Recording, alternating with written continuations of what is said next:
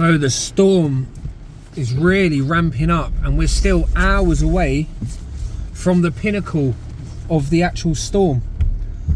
So if this is what it's like now, guys, then I really dread to think what it's going to be like later.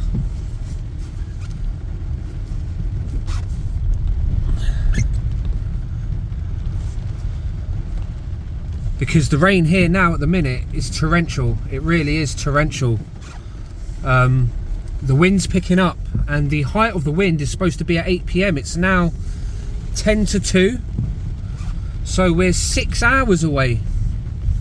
We're 6 hours away from the height of the storm, where the most life-threatening conditions are going to be. But this area I'm actually driving through right now is prone to flooding, and you'll see why in a second, because what we have to do is head down to sea level to really get anywhere in this town, this city I should say. The great ocean city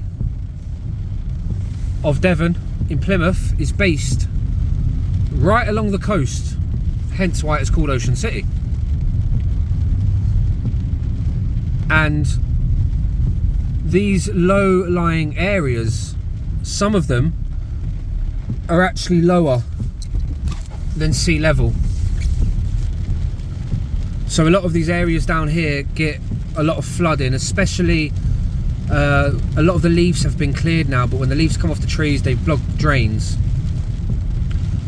And then you get the double effect of the sea levels rising, the river level rises, the drains can't cope, a multitude of effects,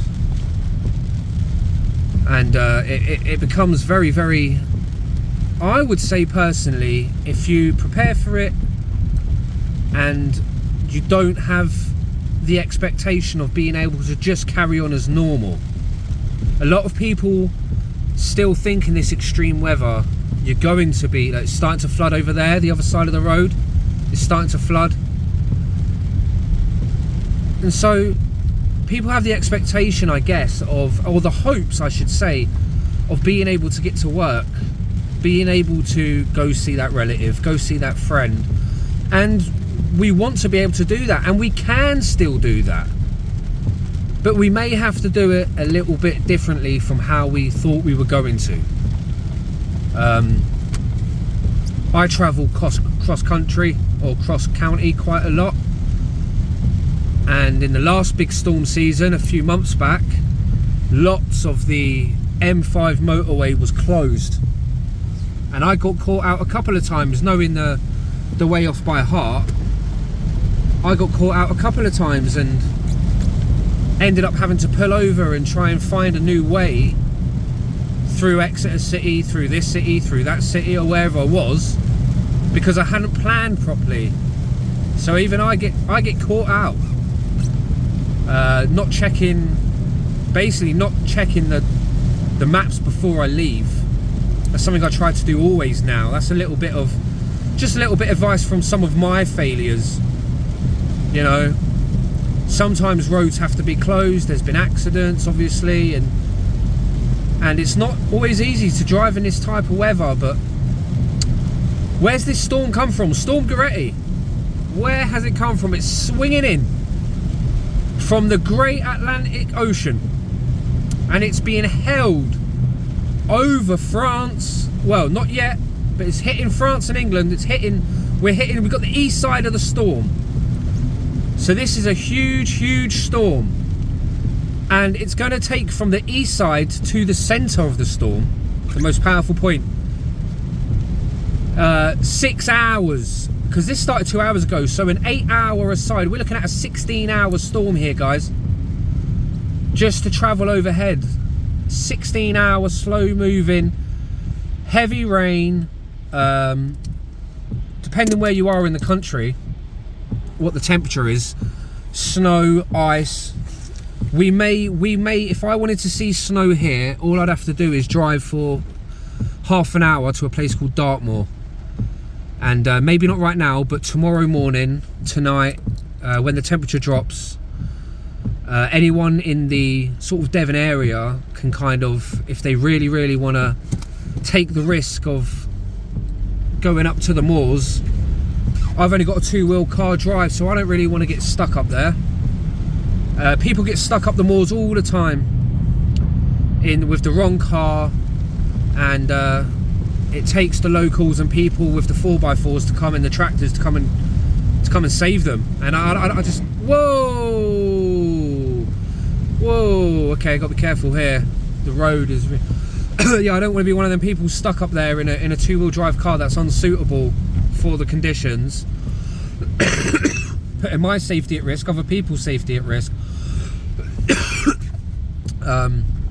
You know, it's okay if there's a group of you and you're all strong, got some strong women and some strong men, and you can physically push that car if you need to, like me and my dad had to do. We did get help from a policeman on push bike.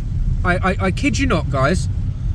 It was snowy and icy, and we was up the moors, and our car, we was at the top of a hill and we started to skid, so my dad stopped, and there was no way we was going to go down this hill without crashing.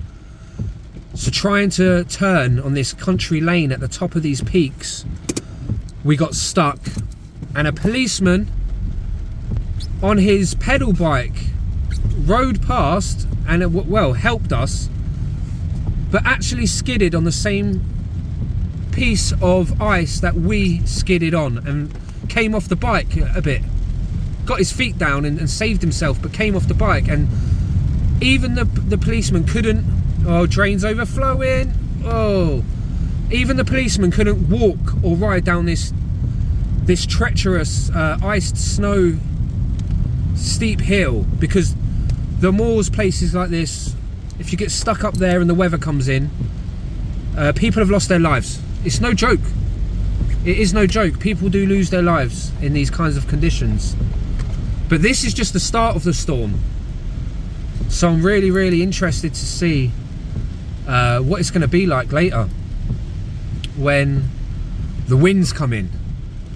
Because if it's this type of rain with 100-mile-an-hour winds, I might check. Actually, I might put up on the screen high tide and check high tide. If it's low tide, I probably won't bother. But if we've got a high tide tonight, around when the storm hits, then that's insane. Then it might be worth having a drive to the coast. Like I said, I'm only 15 minutes from right by the sea, 15 minutes down the road. So it might be worth taking a little drive to the coast later and seeing what's going on.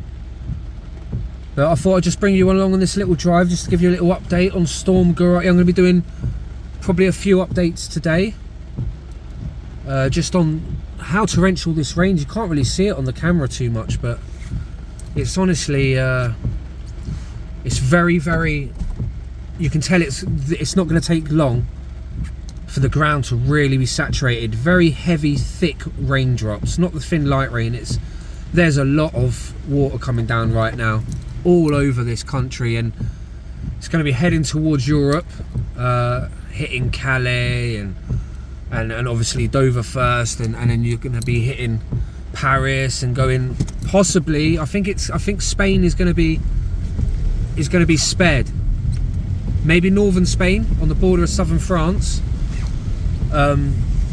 You know, maybe that might catch. Like I said, this is a 16-hour wide storm, so it's taking from the sorry.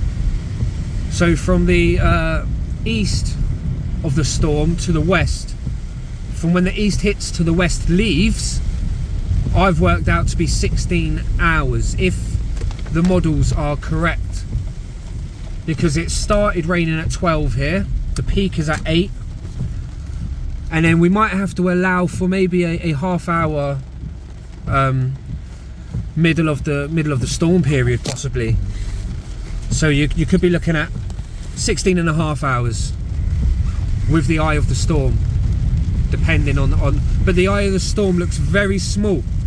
The winds look very rapid. From what I've seen, these winds